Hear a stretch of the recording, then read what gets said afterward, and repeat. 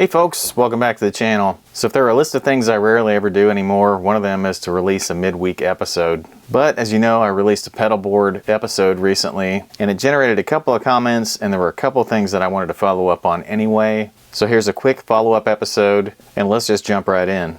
So first of all, to address some of the things you might have seen at the end of the last episode, I did have a problem with one of the pedals in the chain, and it turns out two of the pedals actually were bad. One of them had no output, but it did have power, and then one of them had no power at all. Those did happen to be the used pedals that I got off of Amazon, and it was part of the reason that I put a disclaimer in my video about not recommending AODSK pedals. Probably not a big deal for AODSK because they don't even sell one of the pedals that I had on the last episode anymore.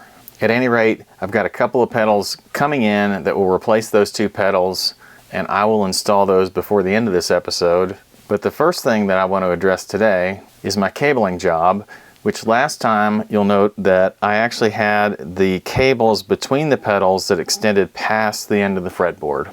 Someone pointed out that I probably shouldn't do that, and even though it is something I've seen before on other pedal boards, I agree, I probably shouldn't do that. So how would I clean that up? And I've been looking at various options and I could run them up, but it does not accomplish the goal of fitting everything within the bounds of this board. It still sticks out on the top edge. Another way to do it would be to run the cable down into the board, and while that might be possible, it's a lot of cord to tie up on the bottom here. It would definitely hit the floor. So instead, I've tried to make a compromise, and I'm just going for the strategy of shortening these cables. Now you'll see I already started to do that, and this is the stock cable and this is one of my shortened ones. I could even go shorter if I wanted to get it completely within the envelope of these pedals, and someone suggested that I might want to move these pedals down and more toward the end of the board. I'm not going to do that because if I move them down, they're just going to fall through the middle. They're not much taller than that amount of space right there, so there's nothing supporting them under the top. Now you'll see that I've already started adjusting the cable length here because this is the cable length that I started with, and this is the new shorter length. I could even go shorter than that to get the cable completely up inside the envelope of the pedals themselves, but all I was really shooting for was to get them inside the envelope of the outer edges of this board. At any rate, this is my compromise to go with a shortened cable like this, so I'm going to show you the complete process of how to disassemble one of these, cut it to length, and put it back together. So the shortest length of cable that I could find on Amazon was this 6-inch length here. This is what the Donner cables come in, it's what the MXR cables come in. It seems to be a pretty common length. What I was able to turn one of these into was a 4-inch cable. And you'll note that on the last episode I mentioned that the MXR cables have heat shrink tubing on the ends and the Donner ones don't. So I was even able to add that on this Donner cable that I shortened to 4 inches. Each one of these connectors has 2 screws on the back. That is what releases the top cover, and then once you're inside, it's completely obvious how these things are wired. So inside here, there's only 2 connections. There's a ground connection, that's the bare wire, and then there's your signal wire. It only takes a moment to heat up a soldering iron, touch it to each one of those, and pull that old cable away. Now pretty often when I go to solder on camera, I can't capture things very well, but we're going to give this a shot. What I've done is I've drilled a hole in a board. I use this board for a lot of things, so you'll note all the holes in it. But anyway, drill a hole in a board that's 1/4 inch.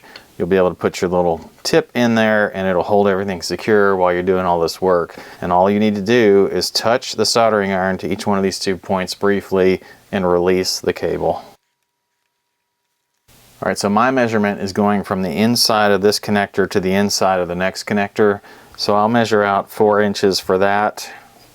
And then I want about another inch past that for wire that's going to extend into the connector. So I'm going to cut mine right about there.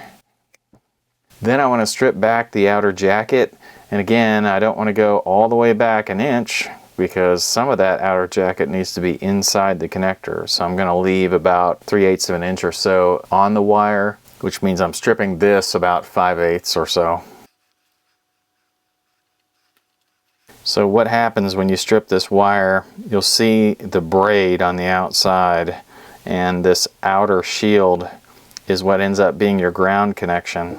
So you want to twist this up, and then you'll want to strip back a little bit of wire on the other conductor, and that's going to become our other connector. Next, I'm going to tin the ends of these leads. And what tinning means is to get a little bit of solder on each one of the ends here. There are multiple ways you can do that, but the way that I've had the most success with is to put a little bit of flux on each one of these, then put a dab of solder on the end of my iron and just touch it to the wire, and it will soak it in. All right, now with my leads tinned, I'm going to go ahead and put some of my heat shrink tubing on this cable. I'm going to put 2 pieces on here. One's going to slip under the old connector and one's going to go under my new one. I actually don't even have to deal with this for the time being. I can shrink these after I've done my soldering. All right, and let's take care of this heat shrink. And then once you've shrunk the heat shrink, just reinstall the cap on the end of the cable.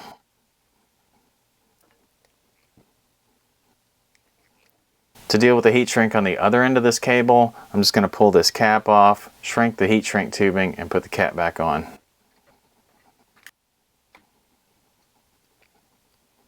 Okay, and then one last thing, and that's that when your cable has been shortened, I think it works best if your ends both point the same way. See how they do on this one versus this one, where one end's kind of pointed off to the side. So if you want to fix that, just loosen the end, give it a little bit of a turn, and then tighten those screws back up. Alright, without showing the complete replacement of all the pedals, I just wanted to show you that I got a couple of Mosin pedals to replace the 2 that were broken. After reattaching the Velcro and getting these things in place, you can see everything's nicely within the envelope of the pedal board itself, so hopefully that makes it look a little bit better and function a little bit better as well. Anyway, I hope you enjoyed that update. Thanks for all the likes and the comments. You can see I actually read those things and respond. Thanks for checking out my description for all my links. I appreciate the subscriptions, and I'll see you guys next time.